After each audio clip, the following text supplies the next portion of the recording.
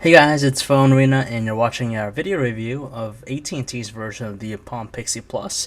This is an exact replica of the handset that Verizon had 7 months ago, the Palm Pixi Plus. And as a whole, the design remains similar, nothing different about it except for noticeable AT&T branding on the front.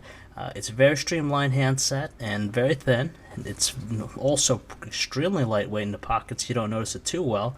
The choice of materials is the same too, mostly plastic. It has that soft touch coating on the rear to make it very easy to hold. The Qwerty Keyboard is the same too.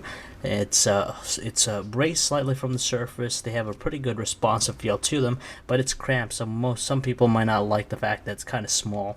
The screen, it's 2.63-inch display, has support for 260,000 colors. It's pretty responsive, but colors do look a little bit washed out, and definitely not the most detailed out there.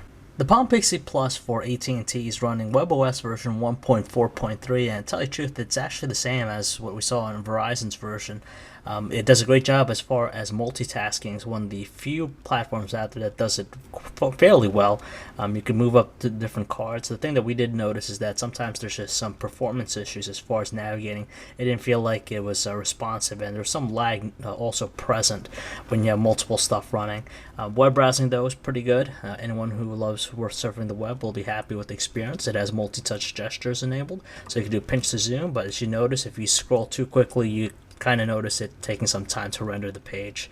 Not too bad at all. Photos, though, when you're using to take photos with the 2 megapixel camera, it wasn't really the best just because colors were inaccurately captured, and top it off, images did look muddy in pretty much any lighting condition.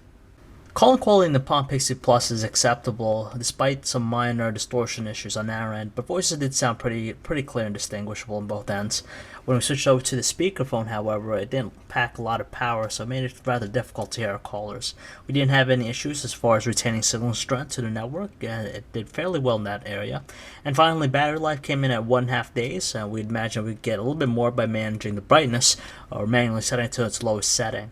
But ultimately, in the end, the Palm Pixi Plus feels rather late to the game at this point, especially when consider Android's big push on AT&T's network. 7 months ago, it was pretty much non-existent, but now, though, it's pretty well in tune with some fantastic devices. The biggest thing going for the Palm Pixi Plus is its very inexpensive price point, which may appeal a lot to some people out there. So if you'd like to learn more about this handset, or for all the latest cell phone reviews, news, specs, and information, you can check us out at PhoneArena.com.